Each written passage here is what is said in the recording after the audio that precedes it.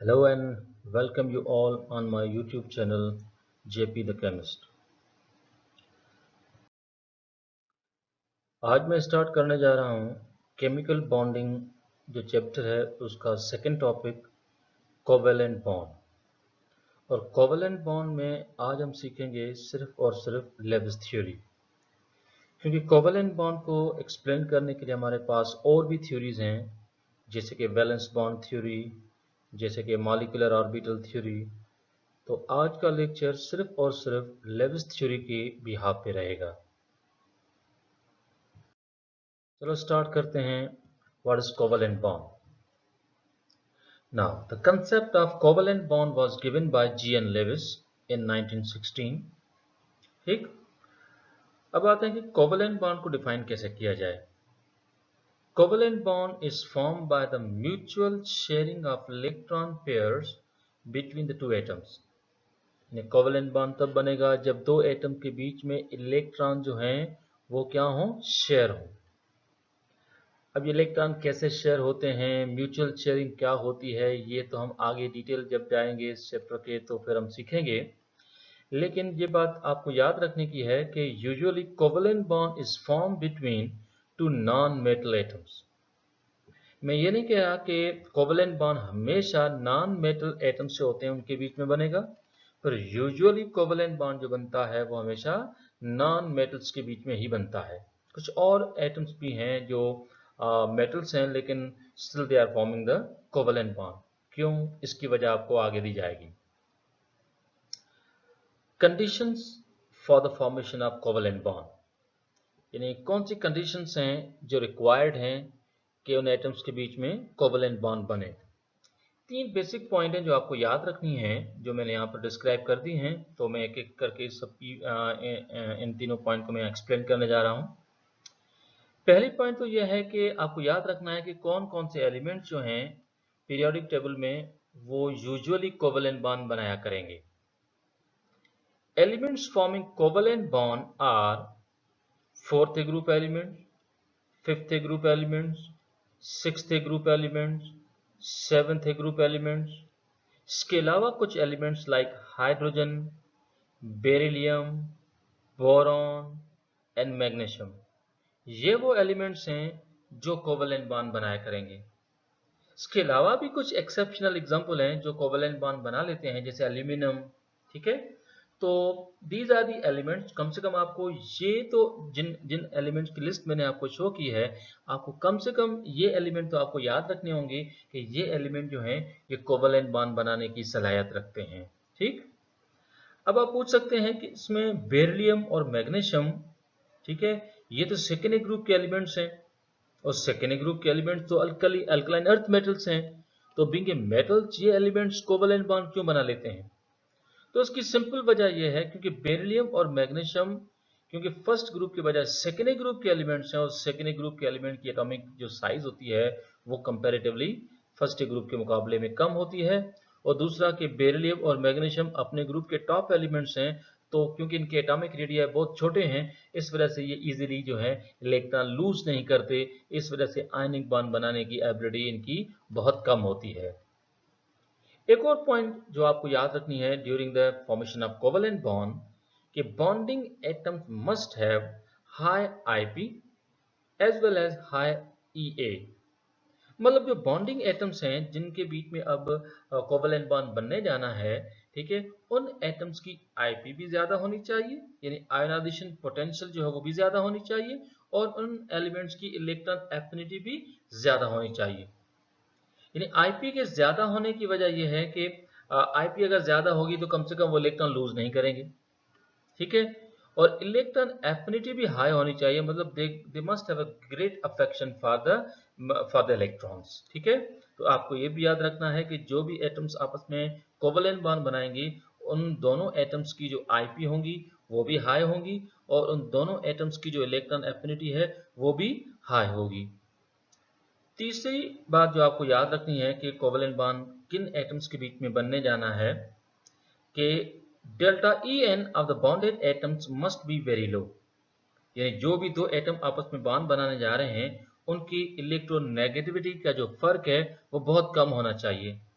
0 है तो it's very good, ठीक है। यानी दो एटम अगर सिमिलर हैं, दोनों एटम अगर सिमिलर हैं तो उनकी इलेक्ट्रोनेगेटिविटी का तो फर्क होगा नहीं, और ऐसी सूरत में उनके बीच में जो बॉन्ड बनेगा वो हमेशा कोवेलेंट ही बनेगा। अदरवाइज अगर दो एटम्स के बीच में इलेक्ट्रोनेगेटिविटी का फर्क है, यानी एटम्स सेम नहीं है, एटम्स डिफरेंट हैं जो आपस में कोवेलेंट बॉन्ड बनाने जा रहे हैं, तो उसके लिए एक रिक्वायरमेंट है कि delta E N of the bonded atoms must be less than 1.7। यानी अगर इलेक्ट्रोनेगेटिविटी का फर्क जो है अगर 1.7 से बढ़ गया तो आप जानते हैं प्रीवियस लेक्चर में मैंने आपको बताया था कि यूजुअली जो बॉन्ड बन जाएगा वो कौन सा बन जाएगा, आयनिक। तो इस वजह से 1.7 जो है, अगर 1.7 से इलेक्ट्रोनेगेटिविटी का डिफरेंस जो है वो अगर वो कम होगा तो फिर बॉन्डेड एटम्स जो बॉन्ड बनाएंगे वो कौन सा बनाएंगे, वो बनाएंगे कोवेलेंट, ठीक है। चलते हैं आगे।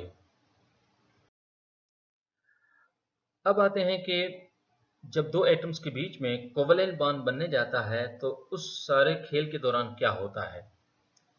सपोज कर लेते हैं कि हमारे पास ये दो एटम्स हैं, एक और ये दूसरा एटम।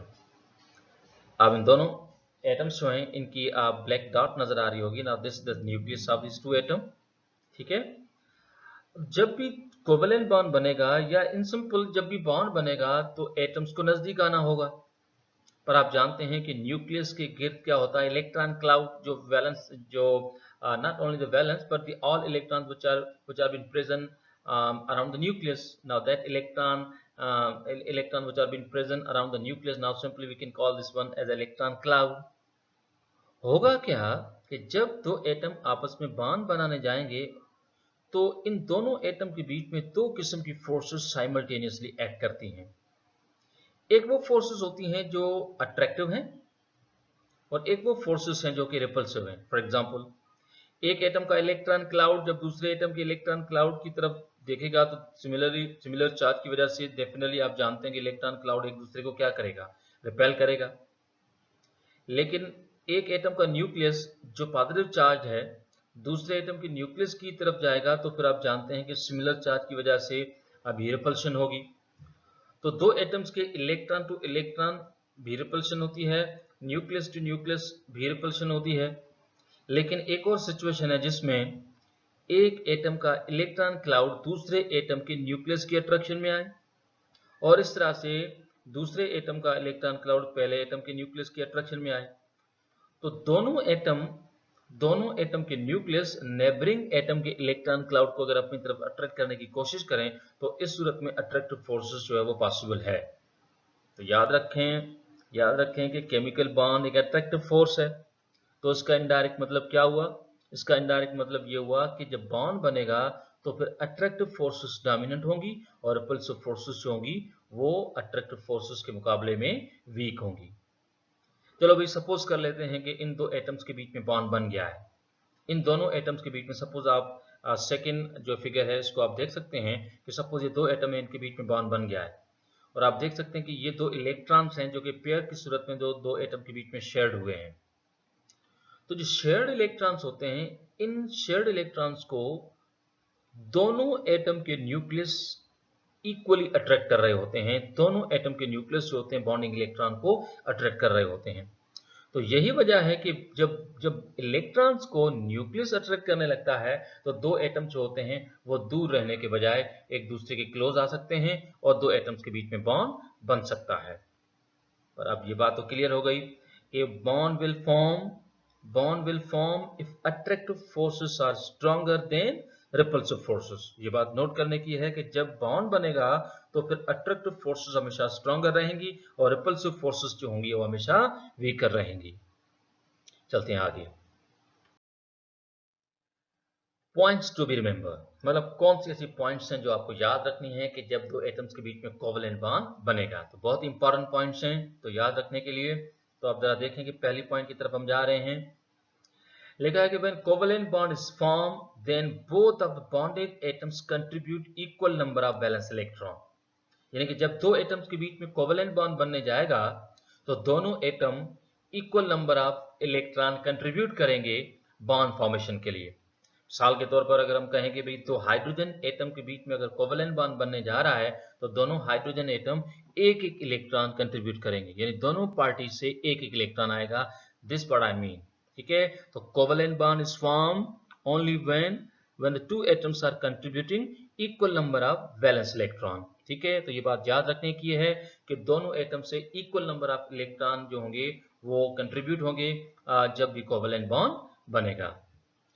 दूसरी बात जो आपको कतई तौर पे याद रखनी है वो ये है कि शेयर्ड पेयर या pairs of electrons are counted toward valence shell of both of the bonded atom, यानी जब दो एटम आपस में कोवेलेंट बॉन्ड बना लेंगे, जब इलेक्ट्रॉन जो है वो शेयर हो जाएंगे, पेयर बन जाएंगे, तो जो इलेक्ट्रॉन का जो पेयर होगा या एक से ज्यादा पेयर्स होंगे, वो जो इलेक्ट्रॉन पेयर्स होंगे वो दोनों एटम के बैलेंस शेल में काउंट किए जाएंगे।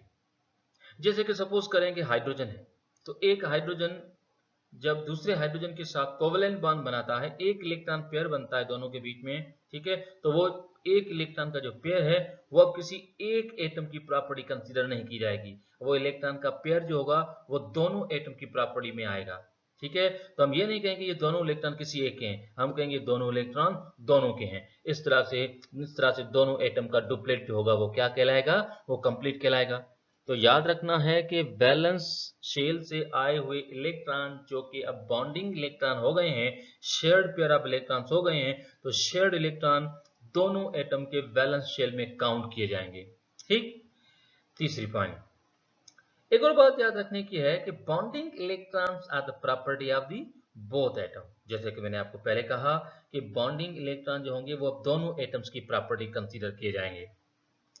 एक और इंपॉर्टेंट पॉइंट है कि usually number of electrons needed by an atom is equal to the number of covalent bond formed।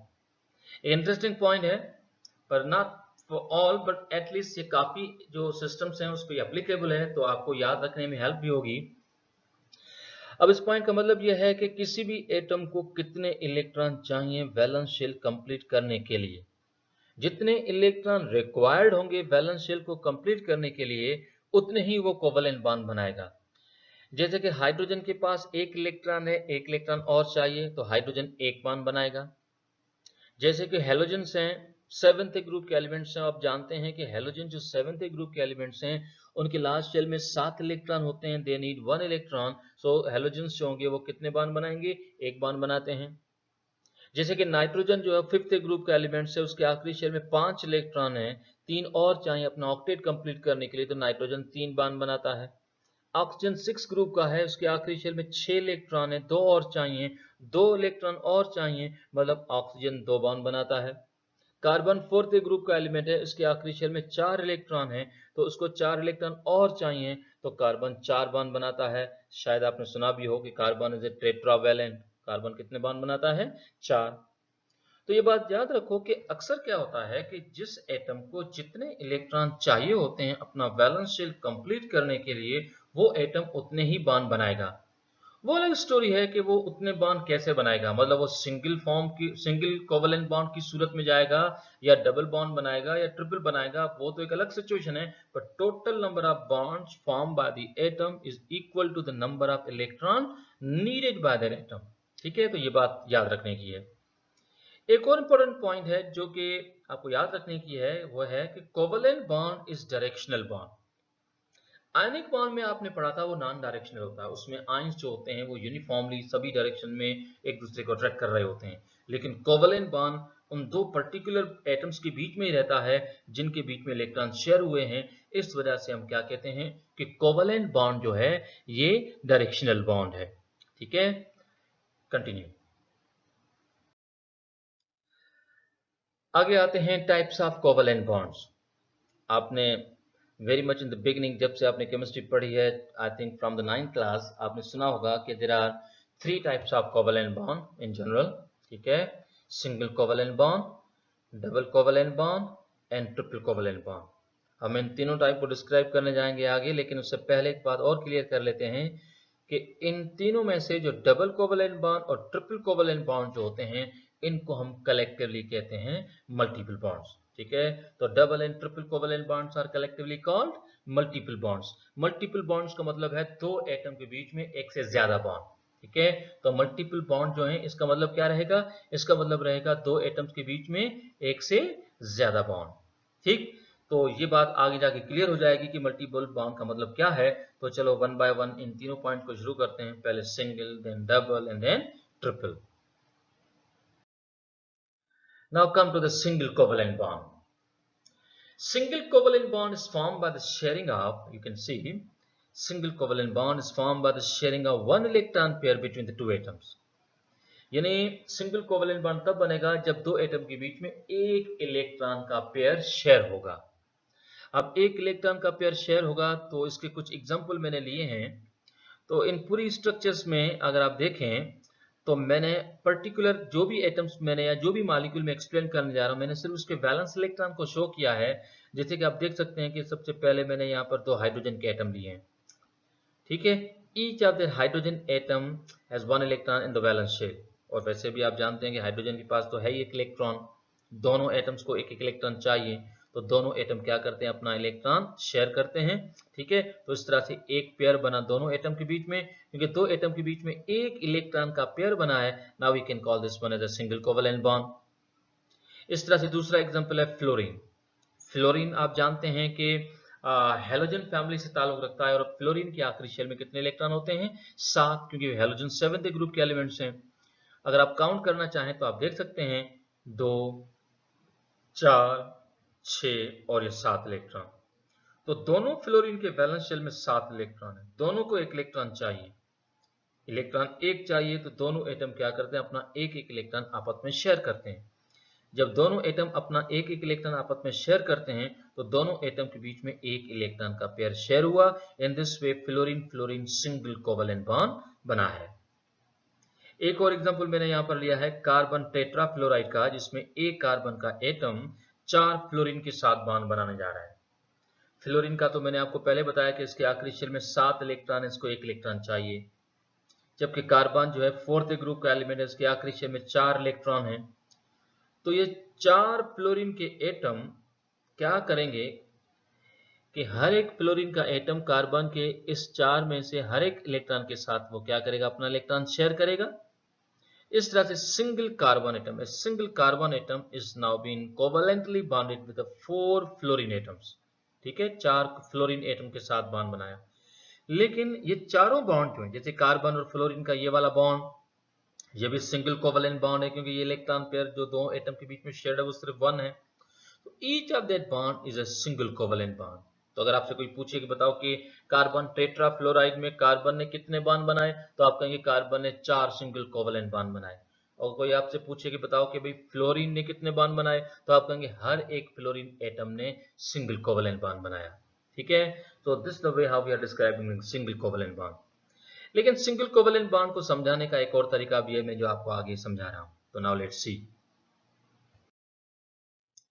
अब यहाँ पर डॉट एंड क्रॉस मॉडल मैंने लिखे हैं, जो कि आपने 9th क्लास में शायद सीखे हों, नहीं तो आप जरा देखें।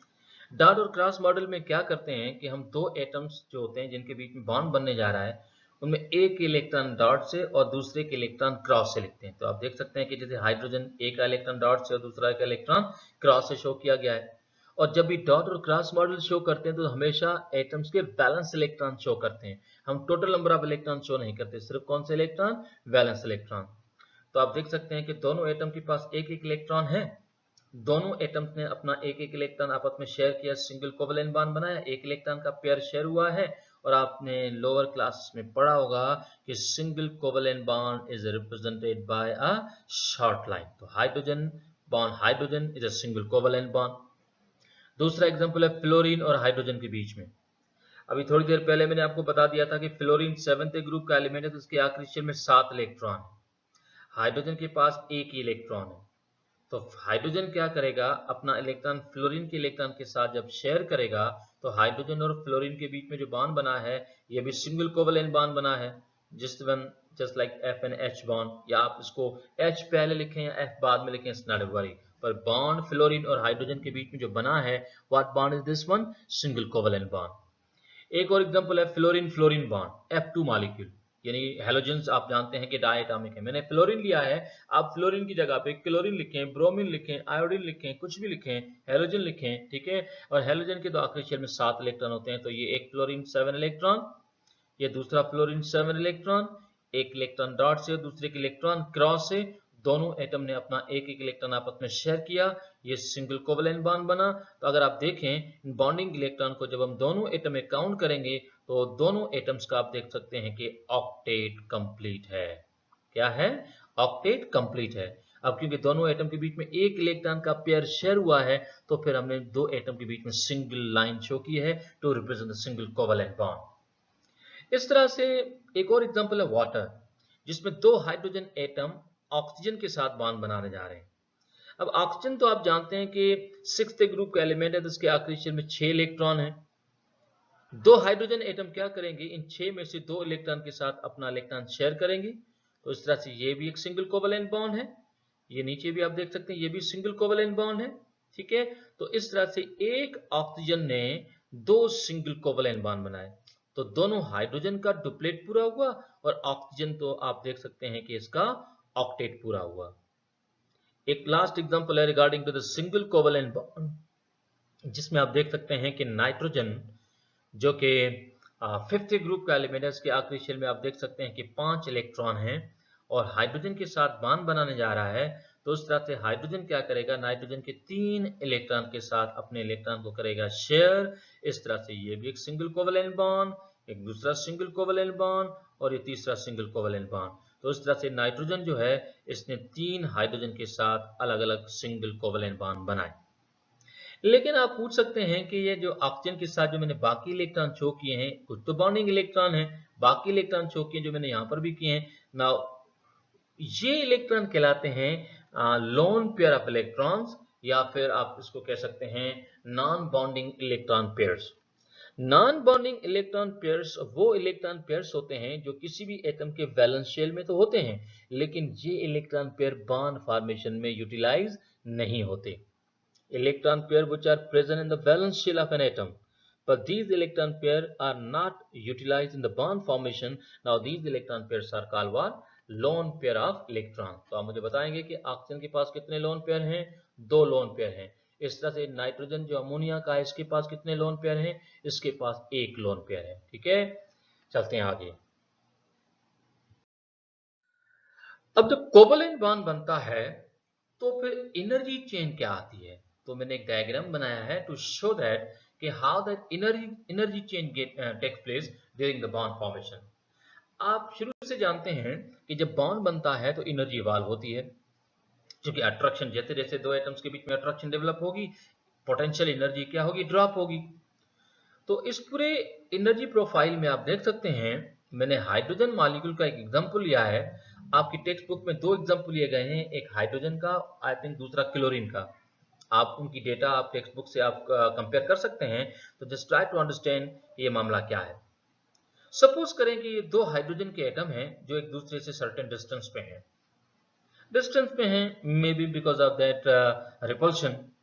तो डिस्टेंस की वजह से आप देख सकते हैं कि एनर्जी, इनकी जो एनर्जी है वो बहुत ज्यादा है, एनर्जी इस लेवल तक है, ठीक है।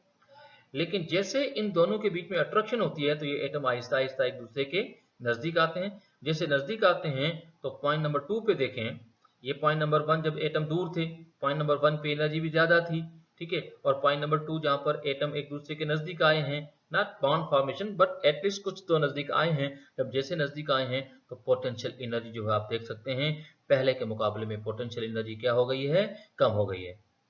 अल्टीमेटली जब दोनों एटम एक दूसरे से बॉन्ड बना लेते हैं तो फिर पोटेंशियल एनर्जी जो होती है इस पूरे सिस्टम की वो मिनिमाइज हो जाती है, इससे कम नहीं हो सकती। हर एक मॉलिक्यूल की पोटेंशियल एनर्जी में जो ड्रॉप आता है, ठीक है, वो अलग अलग आता है। हाइड्रोजन मॉलिक्यूल जब बन जाता है तो जो एनर्जी इवॉल्व होती है, ठीक है, वो होती है -432 किलो जूल्स पर मोल। कुछ टेक्स्ट जो हैं इस एनर्जी को -436 बताते हैं, जबकि यहाँ डायग्राम में कितना बताया गया है? -432। आप -436 को फॉलो करें। अगर आप मुझे फॉलो कर रहे हैं तो द करेक्ट ऑप्शन इज -436।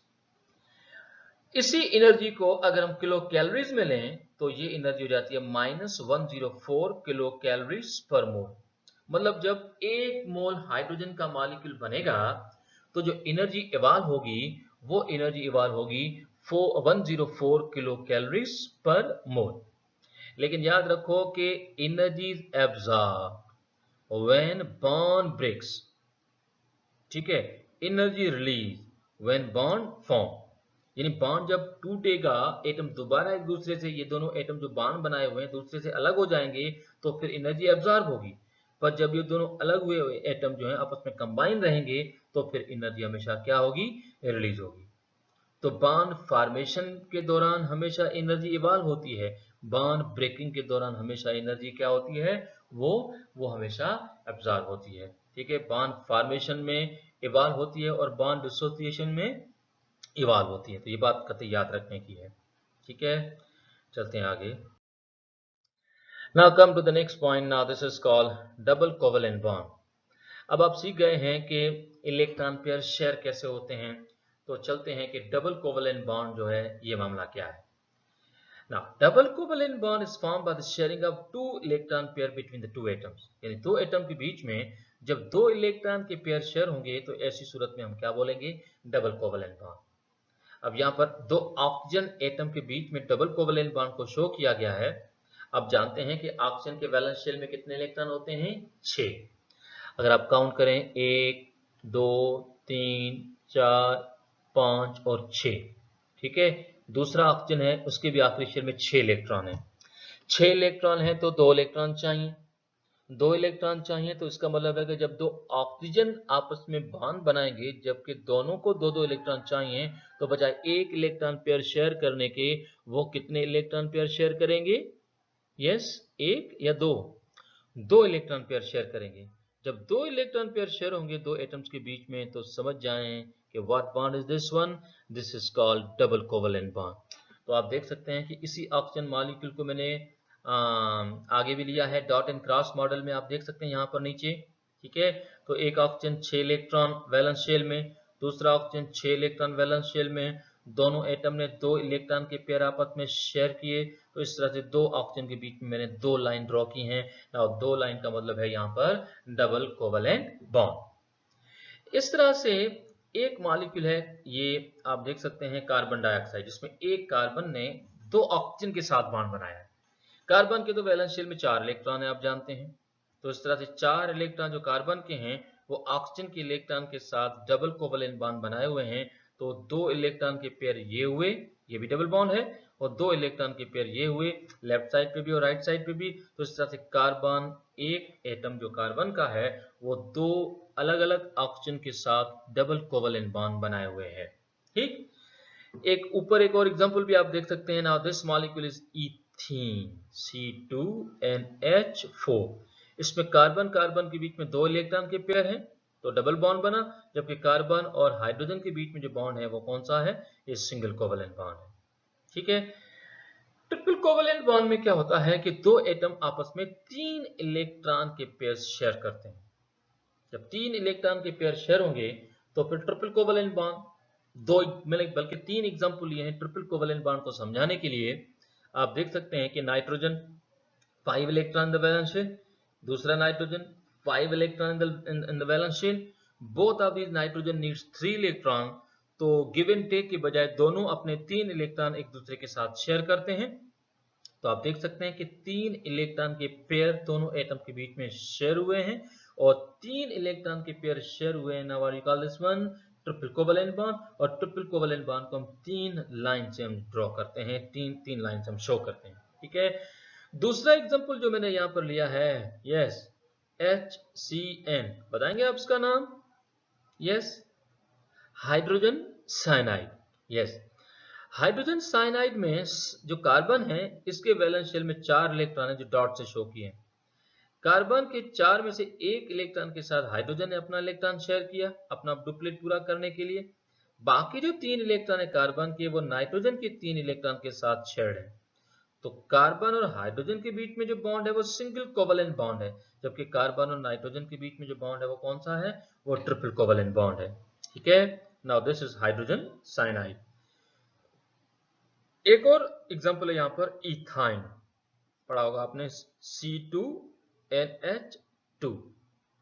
अब दो कार्बन हैं, दोनों कार्बन के बीच में 3 इलेक्ट्रॉन के पेयर, दोनों कार्बन का जो एक एक इलेक्ट्रॉन बचा है वो इलेक्ट्रॉन आगे जाके हाइड्रोजन के साथ शेयर्ड है। इस तरह से कार्बन कार्बन बना ट्रिपल बॉन्ड और कार्बन हाइड्रोजन कौन सा बना, सिंगल बॉन्ड। तो ये बात मैंने आपसे पहले कही कि जब दो एटम के बीच में एक इलेक्ट्रॉन पेयर शेयर होगा तो सिंगल, दो इलेक्ट्रॉन के पेयर शेयर होंगे तो डबल, 3 इलेक्ट्रॉन के पेयर शेयर होंगे तो ट्रिपल कोवलेंट बॉन्ड। जबकि आप जानते हैं कि डबल और ट्रिपल कोवलेंट बॉन्ड जो हैं, इन दोनों बॉन्ड को हम कलेक्टिवली क्या बोलते हैं, हम क्या बोलते हैं, मल्टीपल बॉन्ड्स। याद रखो कि जिन कंपाउंड्स में मल्टीपल बॉन्ड्स होते हैं, इन कंपाउंड्स को हम कहते हैं अनसैचुरेटेड कंपाउंड। ठीक है, याद रखें कि ऐसे कंपाउंड जिसमें मल्टीपल बॉन्ड हो, डबल हो चाहे ट्रिपल हो चाहे दोनों हो, ठीक है, ऐसे कंपाउंड्स को हम क्या बोलते हैं, अनसैचुरेटेड कंपाउंड्स। ठीक, चलते हैं आगे। Now come to the properties of covalent compounds. यानी कोवलेंट कंपाउंड जो होते हैं उनकी जनरल प्रॉपर्टीज क्या हैं। अब कोवलेंट कंपाउंड जो हैं उनकी जनरल प्रॉपर्टीज को अगर हम देखें तो सबसे पहली पॉइंट ये है कि covalent compound exist as a discrete molecules. Covalent compound जो होते हैं वो मॉलिक्यूलर फॉर्म में होते हैं, ठीक है, जबकि आयनिक कंपाउंड क्रिस्टलाइन होते हैं, ठीक है, और वो मॉलिक्यूलर फॉर्म में नहीं होते। Covalent compound exist in all the 3 states, that is gas, liquid as well as solid. यानी कोवलेंट कंपाउंड एक तो वो मॉलिक्यूलर फॉर्म में होते हैं और दूसरा कि कोवलेंट कंपाउंड जो होते हैं वो सभी स्टेट्स में पाए जाते हैं। गैसेस भी हैं जैसे कि हाइड्रोजन सल्फाइड, जैसे कि oxygen gas, nitrogen gas, fluorine gas, chlorine gas, oxygen gas, ठीक है। लिक्विड्स भी हैं जैसे वाटर, ठीक है। सॉलिड्स भी हैं, अब सॉलिड जैसे डायमंड, ठीक है। Covalent compounds have low melting and boiling points. Generally speaking जो जो कोवलेंट कंपाउंड्स होते हैं उनकी मेल्टिंग और बॉइलिंग पॉइंट जनरली लो होती हैं। ये इस वजह से कि this is because of the weak van der Waal forces held together the molecules. ये कोवलेंट कंपाउंड जो होते हैं वो मॉलिक्यूल्स बनाते हैं और मॉलिक्यूल फिर आपस में कनेक्ट होते हैं by weak forces, just like weak van der Waal force. इस वजह से कि मॉलिक्यूल के बीच की जो अट्रैक्टिव फोर्सेस होती हैं वो वीक होती हैं। इस वजह से जनरली जो मेल्टिंग और बॉइलिंग पॉइंट्स होती हैं कोवलेंट कंपाउंड्स की, वो क्या होती हैं, वो लो होती हैं। पर कुछ एक्सेप्शंस हैं जैसे कि डायमंड है, ग्रेफाइट है, कार्बोरंडम है। कार्बोरंडम सिलिकॉन कार्बाइड, जबकि आपको पता होगा कि डायमंड सिर्फ कार्बन का बना है, ग्रेफाइट सिर्फ कार्बन का बना है। ठीक, तो डायमंड है, ग्रेफाइट है, कार्बोरंडम है, ये तीनों एग्जांपल जो मैंने लिए हैं, ये तीनों कोवलेंट कंपाउंड यानी कोवलेंट जो है बॉन्ड रखते हैं। यानी डायमंड में कार्बन एटम के बीच में सिर्फ कोवलेंट बॉन्ड है, ग्रेफाइट में भी कोवलेंट बॉन्ड है, कार्बोरंडम कोवलेंट बॉन्ड है। पर इनमें प्रॉब्लम यह है कि they have the 3 dimensional network structure. यानी ये ये ये मॉलिक्यूलर फॉर्म में स्मॉल मॉलिक्यूल, डिस्क्रीट मॉलिक्यूल नहीं होते, ये एक जायंट स्ट्रक्चर होती है जिसमें जो एटम्स होते हैं वो 3 डायमेंशनल नेटवर्क स्ट्रक्चर में होते हैं। There are so many covalent bond in the structure. क्योंकि 3 डायमेंशनल नेटवर्क स्ट्रक्चर है, hence they possess high melting and boiling point. इस वजह से डायमंड, ग्रेफाइट या कार्बोरंडम, इनकी जो मेल्टिंग और बॉइलिंग पॉइंट्स हैं वो एक्सेप्शनली हाई हैं। कुछ एक्सेप्शंस हैं, अदरवाइज कोवलेंट कंपाउंड्स के मेल्टिंग और बॉइलिंग पॉइंट जनरली क्या हुआ करती हैं, वो लो हुआ करती हैं। आगे बढ़ते हैं। They are non electrolytes. Covalent compounds are non electrolytes means they do not conduct electricity. ठीक है, ये इलेक्ट्रोलाइट्स नहीं है, इस वजह से ये जनरली इलेक्ट्रिसिटी कंडक्ट नहीं करते। बट पर इसके अलावा कुछ एग्जांपल्स हैं जो हम आगे वाले लेक्चर में सीखेंगे, थोड़ा बहुत अभी आप देख लें कि but polar covalent compounds like HCl, HCl एक पोलर कोवलेंट कंपाउंड है ना, इट कंडक्ट इलेक्ट्रिसिटी। ये कंपाउंड बीइंग कोवलेंट, ठीक है, और भी पोलर कोवलेंट कंपाउंड्स होते हैं, वो हम आगे सीखेंगे। लेकिन जो पोलर कोवलेंट कंपाउंड्स होते हैं वो aqueous सॉल्यूशन में आयोनाइज हो जाते हैं। जब वो आयोनाइज हो जाते हैं तो एक तरफ बनते हैं पॉजिटिव आयन और दूसरी तरफ क्या बनते हैं, नेगेटिव आयन। और जब सॉल्यूशन में आयंस होंगे तो ऐसे कंपाउंड्स की जो सॉल्यूशंस हैं उसमें से इलेक्ट्रिसिटी हम इजीली पास कर सकते हैं। ठीक है, तो जनरली स्पीकिंग कोवलेंट कंपाउंड जो होते हैं वो इलेक्ट्रिसिटी कनेक्ट नहीं करते, लेकिन एक्सेप्शनली जो पोलर कोवलेंट कंपाउंड्स होते हैं वो क्योंकि सॉल्यूशंस में आयनाइज हो जाते हैं, इस वजह से वो इलेक्ट्रिसिटी कंडक्ट कर लेते हैं। आगे बढ़ते हैं।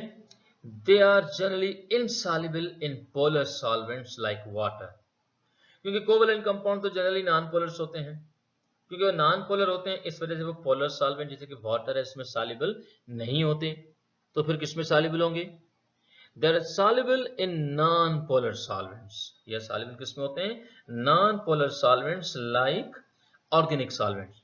अब ऑर्गेनिक सॉल्वेंट में बहुत सारे एग्जांपल हैं, जैसे कि पेट्रोलियम, जैसे कि ईथर, जैसे कि बेंजीन, इसके अलावा कार्बन टेट्राक्लोराइड, और भी कई कंपाउंड्स हैं, ऑर्गेनिक कंपाउंड्स हैं जो कि नॉन पोलर नेचर के हैं। ठीक है, द लास्ट वन, आखिरी पॉइंट है कि because of directional nature, covalent bond जो उसकी नेचर डायरेक्शनल होती है, this is why they show isomerism. इस वजह से कोवलेंट कंपाउंड क्या शो करते हैं? आइसोमेरिज्म। जो फर्स्ट ईयर के स्टूडेंट्स हैं वो शायद आइसोमेरिज्म को समझ ना पाए, लेकिन फिर भी आइसोमेरिज्म एक ऐसी फिनोमेना होती है जिसमें सेम फार्मूले के लिए हम डिफरेंट अरेंजमेंट शो कर सकते हैं, डिफरेंट स्ट्रक्चर्स हम जो है वो ड्रॉ कर सकते हैं। ठीक है, this is all about the isomerism. ठीक है, आइसोमेरिज्म की डिटेल वैसे हम आने वाले लेक्चर्स में सीखेंगे। So this is it for today. Next lecture हमारा इंशाल्लाह जो होगा वो होगा डेटिव बॉन्ड, और डेटिव बॉन्ड के साथ साथ हम आगे सीखेंगे बॉन्ड एनर्जी, बॉन्ड लेंथ, और कौन से फैक्टर्स हैं जो बॉन्ड एनर्जी और बॉन्ड लेंथ को अफेक्ट करते हैं, and so on. So that's it for today. Thank you. Allah Hafiz.